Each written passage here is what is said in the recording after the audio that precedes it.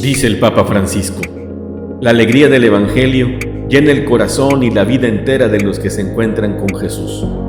Quienes se dejan salvar por Él son liberados del pecado, de la tristeza, del vacío interior, del aislamiento. Compartimos con la alegría del Evangelio la homilía de este domingo. El Señor esté con ustedes. Lectura del Santo Evangelio según San Juan.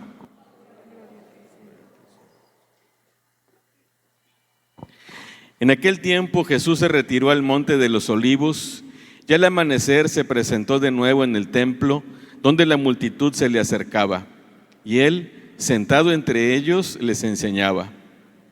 Entonces los escribas y fariseos le llevaron a una mujer sorprendida en adulterio, y poniéndola frente a él, le dijeron: Maestro, esta mujer ha sido sorprendida en flagrante adulterio. Moisés nos manda en la ley apedrear a estas mujeres. ¿Tú qué dices? Le preguntaban esto para ponerle una trampa y poder acusarlo. Pero Jesús se agachó y se puso a escribir en el suelo con el dedo. Pero como insistían en su pregunta, se incorporó y les dijo: aquel de ustedes que no tenga pecado, que tire la primera piedra. Se volvió a agachar y siguió escribiendo en el suelo.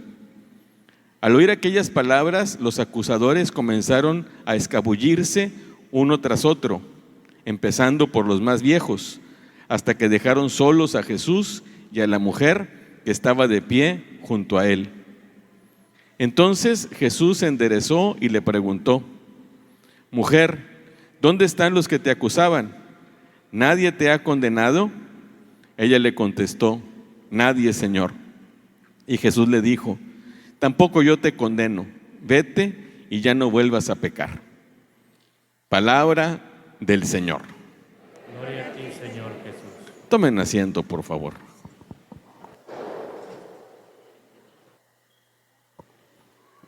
Pues hoy, como decía al principio de la Eucaristía, es el quinto domingo de la Cuaresma y ya es el último, porque la próxima semana celebraremos el Domingo de Ramos, con el que daremos inicio a la Semana Santa. Y me puse a pensar un poquito en el resumen de estos 5 domingos. Y recordamos el primer domingo de Cuaresma en el que contemplábamos a Jesús tentado por Satanás. Y cómo, a pesar de que estaba débil y cansado, derrota al demonio, vence la tentación. En el segundo domingo contemplábamos a un Jesús glorioso, espléndido, mostrando su naturaleza divina, con un rostro y con vestiduras resplandecientes, y conversando con él Moisés y Elías. En el tercer domingo recordábamos estos hechos lamentables de los galileos que habían muerto en manos de Herodes, o de aquellos que habían sido sepultados con la caída de una torre en Siloé, y cómo Jesús no lo responsabiliza de esos hechos para el castigo. Reflexionábamos cómo el Señor nos da chance, y decía aquella parábola de la higuera, la recordamos. Una higuera que no daba frutos, el dueño de la viña la manda cortar y el viñador le dice: vamos a dejarla otro año, le da chance. Y la semana pasada, el hijo pródigo, aquel muchacho testarudo que malgastó todos los bienes de su papá, todo el dinero que con tanto trabajo había ganado durante su vida, se lo gastó de una manera disoluta, con malas mujeres. Y cómo el hijo, llegando a la casa del padre arrepentido, en lugar de encontrar reproches, encontró unos brazos abiertos y una fiesta. El padre le dio chance. Y hoy este pasaje de la mujer adúltera, que es presentada ante Jesús, que era el único que podía tomar una piedra y arrojársela porque estaba libre de pecado, Y sin embargo Jesús renuncia a esto y le da a la mujer una oportunidad, le da chance. Y así es Jesús, así es la mentalidad de Dios. Ese es el corazón de nuestro Padre. A la higuera le da una oportunidad, al hijo pródigo le da una oportunidad, a la mujer adúltera le da una oportunidad. No nos trata como merecen nuestras culpas. Él está más allá de la mentalidad de ojo por ojo, diente por diente. Me la haces, me la pagas. Jesús tiene un corazón distinto al nuestro, porque nosotros sí solemos condenar. No damos oportunidad de arrepentimiento, reprochamos, lanzamos en cuanto podemos aquello que nosotros vemos que está mal en los demás. Bendito sea Dios que no nos trata así nuestro Padre, sino que es indulgente con todos. Si Él nos tratara como merecen nuestras culpas, ninguno de nosotros estaría ya aquí.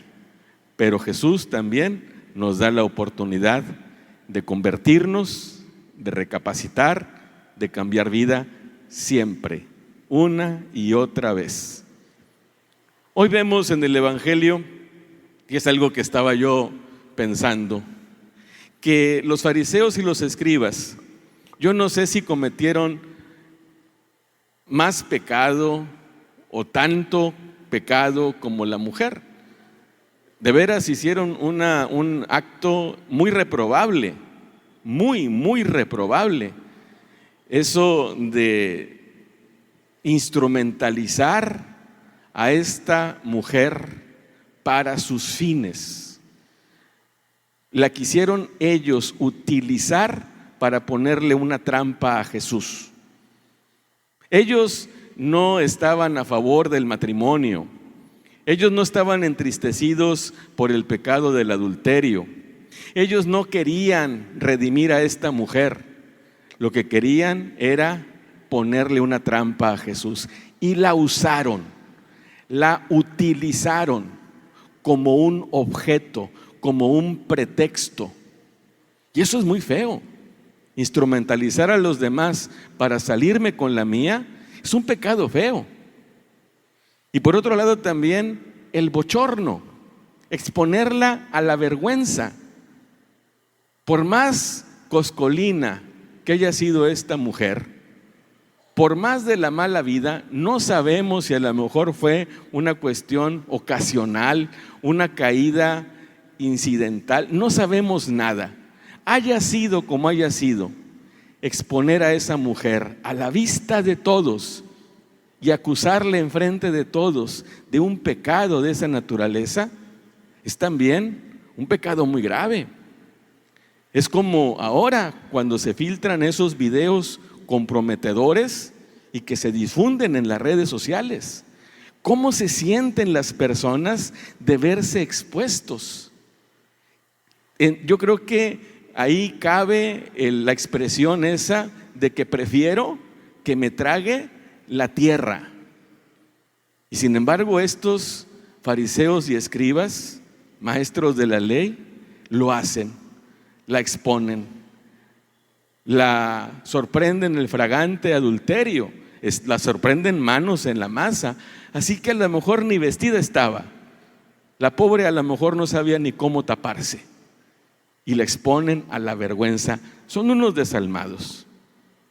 Y por otro lado también lo que se dice ahora son expresión de una cultura machista y patriarcal.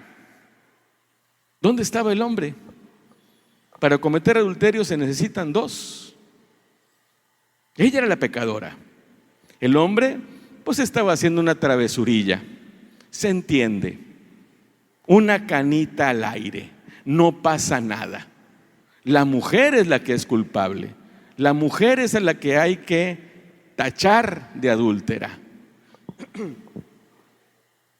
Con esto, los fariseos y los escribas se hacen cómplices. Están encubriendo un pecado. Dejan ir al hombre y exponen solo a la mujer. Por donde quiera que uno vea, los fariseos están cometiendo algo muy reprobable. Y además, los pecados que en su vida cada uno de ellos haya cometido. Todos seguramente tenían cola que les pisen.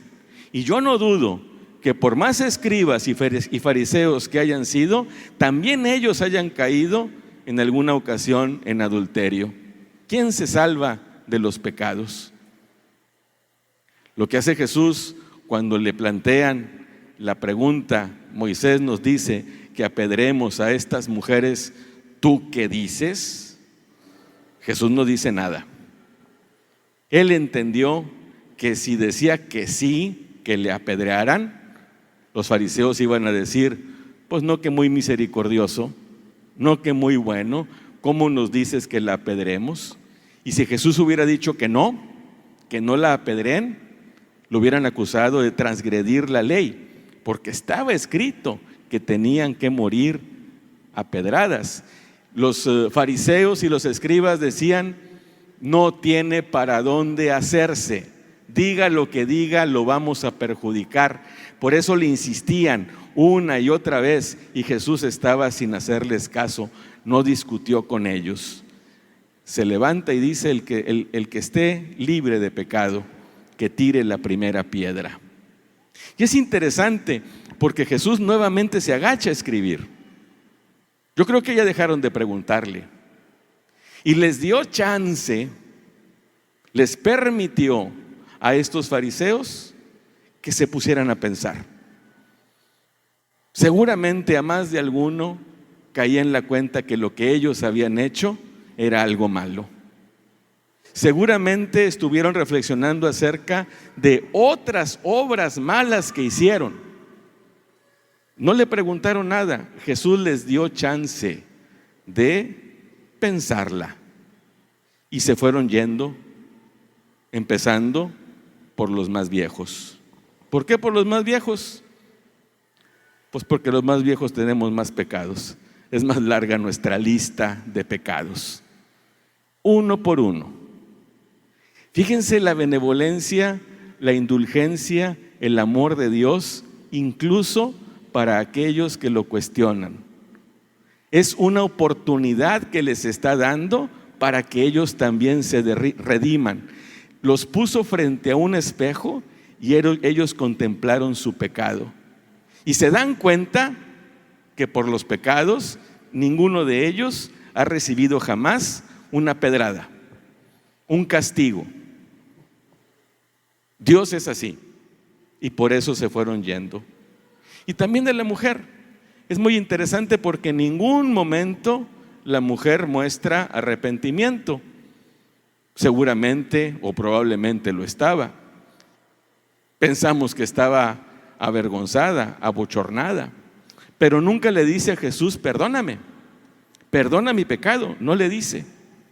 Y Jesús tampoco le ofrece la palabra del perdón, no le dice, vete, tus pecados te son perdonados, como había dicho en otras ocasiones. Hay un diálogo con esta mujer y le dice, ¿dónde están los que te condenaban? ¿Se fueron? Todos se fueron. Tampoco yo te condeno. Vete y no peques más. Ya pórtate bien. No andes de coscolina. No destruyas tu familia, la familia de nadie más. Métete en el buen camino. Deja a la mujer pensando y le da una nueva oportunidad. Yo creo que este evangelio también a nosotros nos puede dejar pensando, porque Dios ha sido benevolente con nosotros, ha sido indulgente con nosotros. Todos nosotros tenemos cola que nos pisen. ¡Qué vergüenza que por algunos de nuestros pecados fuéramos expuestos ante la comunidad! ¡Qué bochorno! Porque los pecados normalmente lo hacemos a escondidas y en privado. ¡Qué feo que se nos hubiera puesto en medio y nos hubieran puesto en evidencia! No nos ha pasado. Espero que no. No hemos recibido la culpa que merecen nuestros pecados. el castigo que merecen nuestras faltas. Dios es indulgente. Y por eso podemos sentir hacia Él una gran admiración, una gran gratitud, estar de veras agradecidos con Jesús por el amor tan grande que nos tiene, porque como a la higuera, como al hijo pródigo, como a la mujer adúltera, nos da oportunidad de cambiar y de arrepentirnos y de crecer, porque su amor por nosotros es infinito, mucho más grande que cualquiera de nuestros pecados. Y también caer en la cuenta que aunque nosotros no hemos agarrado una piedra física del suelo y se la hemos aventado a alguien por pecador o por pecadora, no es difícil que lo hayamos hecho con nuestras palabras, con nuestras actitudes, y que también nosotros nos hayamos constituido en jueces del pecado ajeno. Si nosotros hemos sido tratados con misericordia, ¿qué es lo mínimo que espera Dios de nosotros? Que también nosotros seamos misericordiosos, indulgentes y comprensivos como Jesús. Jesús no dijo nunca que lo que había hecho esta mujer era algo bueno, no la justifica. Él sabía que era una pecadora. Sin embargo, Jesús distingue entre el pecado cometido y el amor que nos tiene a nosotros. Y eso también tendría que funcionar entre nosotros. Y que estas palabras resonaran en nuestro espíritu. El que esté libre de pecado, que tire la primera piedra. Porque a veces estamos esperando el más mínimo movimiento de los otros para aventarle la pedrada, señalando el delito de los demás y olvidando que yo tengo mi propia historia. Vamos a pedirle al Señor entonces también que nos dé un corazón como el suyo, benevolente, misericordioso, magnánimo, indulgente, que nazca un perdón sincero del amor, que nos comparta su mentalidad y nos comparta su corazón. Y nunca acabar de agradecerle a Dios, porque así nos ha tratado muchas veces a nosotros. ¿Cómo se quedó esta mujer?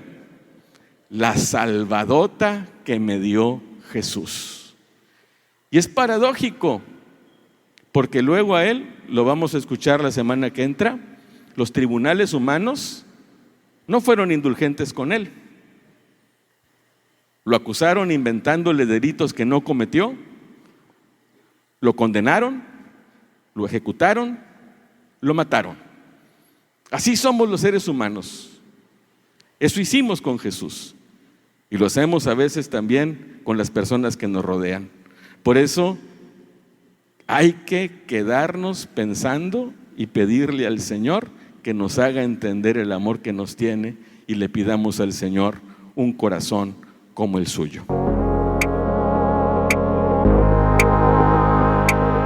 La palabra de Dios es viva, eficaz y más cortante que una espada de dos filos. Ella penetra hasta dividir alma y espíritu, articulaciones y médulas, y discierne las intenciones y pensamientos del corazón. Dios nos bendiga a todos.